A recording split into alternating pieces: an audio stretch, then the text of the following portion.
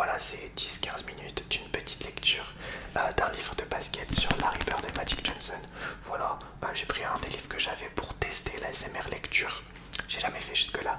Donc voilà, j'ai mis l'intensité du micro au max et j'ai fait une dizaine, quinzaine de minutes de lecture. Donc je vous laisse fermer les yeux, profiter, me dire si vous kiffez. Like, lecteur, c'est parti. Let's go. Voilà, c'est parti, let's go.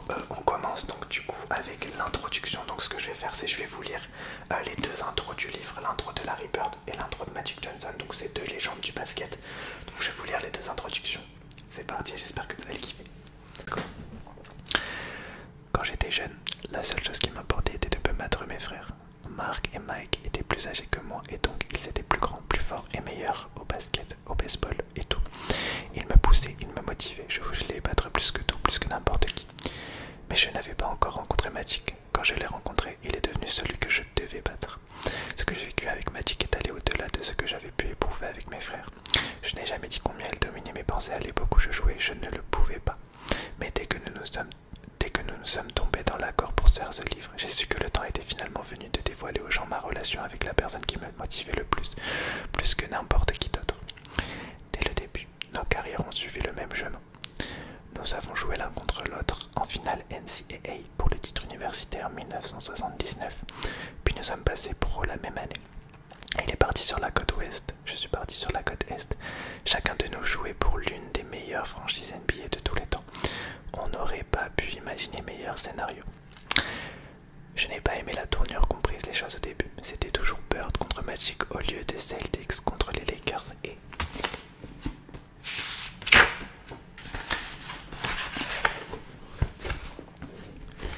et pour moi, ce n'était pas correct. On ne les défendait pas l'un sur l'autre. J'avais un très grand respect pour Magic, plus que pour tout autre joueur contre qui j'ai joué. Dès la première fois où je l'ai vu, j'ai su qu'il avait la même approche de jeu que moi, l'esprit de compétition, ce qu'on avait tous les deux en commun. C'est ce qui nous motivait. Mes coéquipiers tiraient tout le temps à boulet rouge sur Magic. Ils se moquaient de son sourire, de son attitude showtime, mais quand on leur demandait ce qu'ils pensaient de lui en toute honnêteté, ils reconnaissaient eux aussi. C'est le meilleur. Je n'ai pas passé mon temps à me comparer à lui. On était des joueurs complètement différents, avec quelques similitudes. On adorait tous les deux passer la balle et impliquer nos coéquipiers. Aucun de nous deux ne se préoccupait de marquer 50 points, même si on aurait pu le faire à chaque fois qu'on le voulait, quand on était à notre meilleur niveau. Alors pour les Frenchies qui comprennent, c'est Larry Bird qui est en train de parler. C'est son introduction. Je visionnais des actions de Magic après les matchs et je me disais, comment a-t-il fait ça? Je n'ai jamais vu quelqu'un contrôler le rythme du jeu comme il le faisait. Il y a des fois où on jouait les Lakers où j'étais le seul gars à faire face à leur contre-attaque à 3 contre 1. Même si je n'étais pas assez rapide, j'arrivais à lire le jeu de meneur dans des situations et je devinais quel côté il allait jouer. Pas avec Magic. Je n'avais jamais la moindre idée de ce qu'il allait faire de la balle. On ne s'aimait pas tant que ça, c'était trop dur. On essayait de se battre l'un contre l'autre, saison après saison, et les gens nous comparaient tout le temps. Je voulais ce qu'il avait, donc je ne voulais pas le connaître personnellement parce que je savais que j'allais probablement l'apprécier et perdre de ma combativité. Les gens pensent que tout a commencé avec le championnat NCAA en 1979. C'est inexact. Nous y avons été coéquipiers l'été précédent dans une compétition internationale et nous avions produit des actions de jeu incroyables ensemble. Il est dommage que personne ne les ait vues. Le coach ne nous faisait pas jouer, alors nous avons dû trouver autre chose que des actions de match pour prouver que nous faisions partie des meilleurs joueurs universitaires, croyez-moi. Vous le verrez en lisant ceci, nous avions trouvé des façons de nous faire remarquer. Dans ce livre, nous vous livrons une vision de l'époque du championnat NCAA. Pas ce que j'appelle les histoires de mythos qui concernent cette période. À travers les années, d'innombrables propos des gens qui côtoyaient mon équipe d'Indiana State ont été rapportés au sujet de ce que je faisais ou ce que je pensais à l'époque.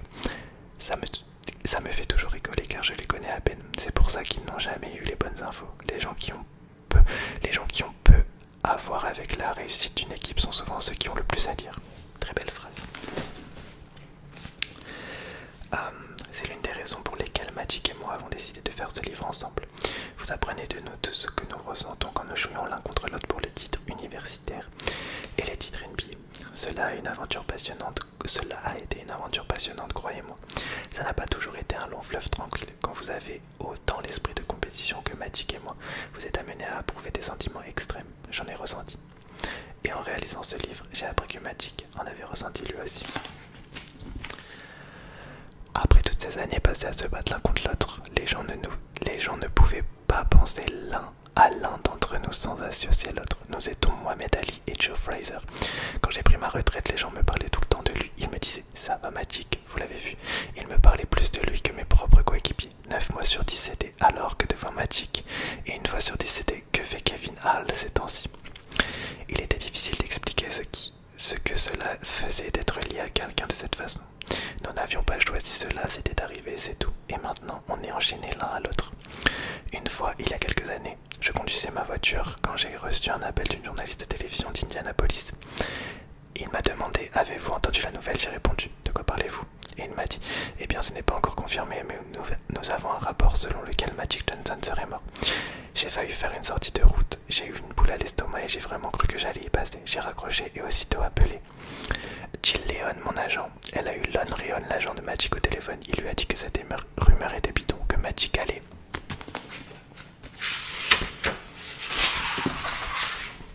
Magic allait très bien. J'ai rappelé ce gars de la télé et lui ai dit « Ne me refais plus jamais ça ». Les gens ont beaucoup écrit sur Magic et moi pendant des années. Des fois ils étaient dans le vrai, d'autres fois non. Voici notre histoire, que nous l'avons vécue. Quand les Celtics et les Lakers se sont rencontrés en finale NBA en 2008, ça m'a rappelé beaucoup de souvenirs. Les affrontements contre Magic et les Lakers ont été les plus grands moments de ma vie. Ils focalisaient toute mon attention, rien n'était plus présent que de battre LA.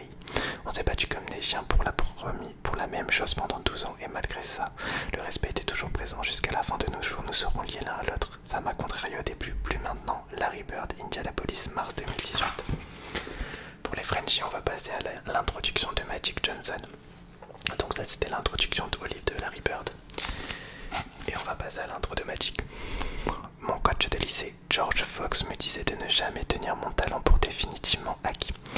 Tu es spécial, Irving, mais ne t'arrête jamais de travailler dur. Souviens-toi, il y a quelque chose ici-bas qui est tout aussi talentueux que toi. Et il travaille tout aussi dur, peut-être plus dur que toi, me disait Fox. Quand coach Fox me disait ça, je hochais la tête, mais en même temps je pensais, j'aimerais rencontrer ce gars parce que je ne l'ai jamais vu. Honnêtement, je n'étais pas sûr qu'un tel gars existe. Ça a changé en 1978, le jour où je suis entré dans la salle de Lexington au Kentucky, où j'ai rencontré Larry Bird pour la première fois. J'ai su qu'il était le gars dont coach Fox m'avait parlé. Larry était un drôle d'oiseau, il ne parlait pas beaucoup, il gardait tout pour lui, mais oh mon Dieu, il savait jouer. Je n'avais jamais vu un joueur de sa taille passer la balle comme il le faisait. D'entrée de jeu, il a eu une alchimie entre nous. On évoluait dans la seconde équipe avec un groupe d'All-Stars universitaires et nous avons tout simplement fait tout et les titulaires. Je savais que j'allais le revoir et c'est ce qui s'est produit partout. Quand je suis arrivé en NBA, aux Lakers, j'ai visionné autant de matchs des Celtics que j'ai pu suivre ce qu'ils faisaient. Il est devenu mon repère d'évaluation la première fois qu'on s'est affronté en finale en 1984. Larry m'a dominé, ça m'a pris des années pour m'en mettre. En fait, je ne m'en suis toujours pas remis. J'ai été étonné d'entendre Larry décrire comment il m'avait vu remporter le titre NBA dans ma saison rookie. Il a reconnu qu'il avait été jaloux, ce qui m'a vraiment choqué parce qu'il ne montrait rien à l'époque. Bien sûr, comme vous l'apprenez en commençant la lecture de ce livre, j'avais mon propre lot de jalousie en ce qui concerne Larry. Quand je parle aux gens, je leur dis que j'aurais aimé que leurs enfants aient de la chance de voir Larry Bird jouer parce qu'il le faisait de la bonne manière. Il jouait pour l'équipe et c'était sa rage de vaincre, sa solidarité, son esprit et sa connaissance du jeu que j'admirais le plus. Je suis lié à Larry à jamais, c'est comme ça. Je voulais que nous entrions ensemble au Hall of Fame, mais nous n'en avons pas eu l'opportunité. Ce livre est donc la meilleure chose que nous puissions faire. Il nous donne la possibilité de raconter notre histoire et de partager avec vous l'évolution de notre amitié. Des choses vont vous surprendre. À l'époque où nous jouions, j'examinais minutieusement tous les gestes de Larry. Avant que nous fassions ce livre, je me doutais absolument pas qu'il faisait la même chose avec moi. Il m'est impossible de me séparer de Larry, je pense qu'il ne peut pas se séparer de moi non plus. Je tombe sur des fans tout le temps et la première chose qu'il va savoir c'est « L'as-tu vu? As-tu parlé à Larry ?» Personne ne me parle, jamais de Kareem Abdul-Jabbar, ni de Jim Dorsey, ni de Byron Scott, ni de Michael Cooper. C'est toujours Larry, on a fini par s'y habituer. Quand je voyage dans le pays, j'ai toujours un accueil chaleureux, particulièrement à Boston. Les gens disent à leurs enfants « Tu as raté quelque chose, Larry et ses gars ont fait quelque chose. » On a détesté ce gars, on le respectait. Chaque fois que je vais dans la nouvelle salle des Celtics, j'ai des tonnes de souvenirs, je vous jure, ils sont toujours les mêmes gars qui installaient le parquet à l'époque où je jouais. Ça me ramène en arrière, les t-shirts Bill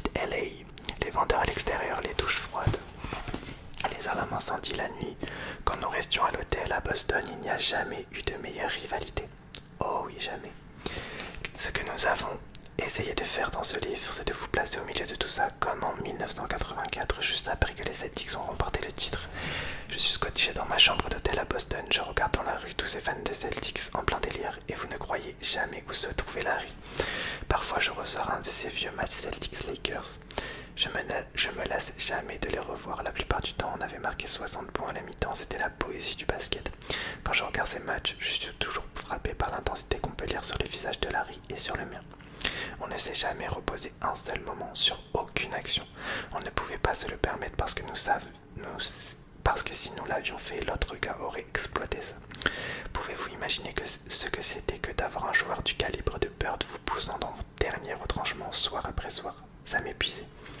Ça nous a pris du temps pour nous connaître. Il est difficile de développer une relation avec quelqu'un qui veut exactement la même chose que vous. On était différents, c'est sûr. J'exprimais beaucoup d'émotions sur le terrain, tandis que l'expression de Larry ne changeait jamais. À l'extérieur, je le savais, son cœur battait tout aussi vite que le mien. Mais il y a eu d'innombrables fois où je l'ai regardé en me disant « Qu'est-ce qu'il pense ?» Aujourd'hui, enfin, je le sais. J'ai toujours voulu travailler avec Larry sur un projet comme celui-ci. L'amour et le respect que j'ai pour lui sont sincères. Je n'ai jamais rencontré quelqu'un d'autre comme lui. C'est parce qu'il y a qu'un seul Larry Bird. Je suis fier de pouvoir dire qu'il est mon ami. Irving Magic Johnson Jr., Los Angeles, mars 2009. Voilà les amis, comme vous avez compris, c'est la fin de cette petite vidéo. J'espère que vous aurez apprécié. Si vous aimez, pourquoi pas en faire d'autres, des petites vidéos de week-end tranquilles comme ça. Je vous fais de gros bisous les amis, dans le respect et la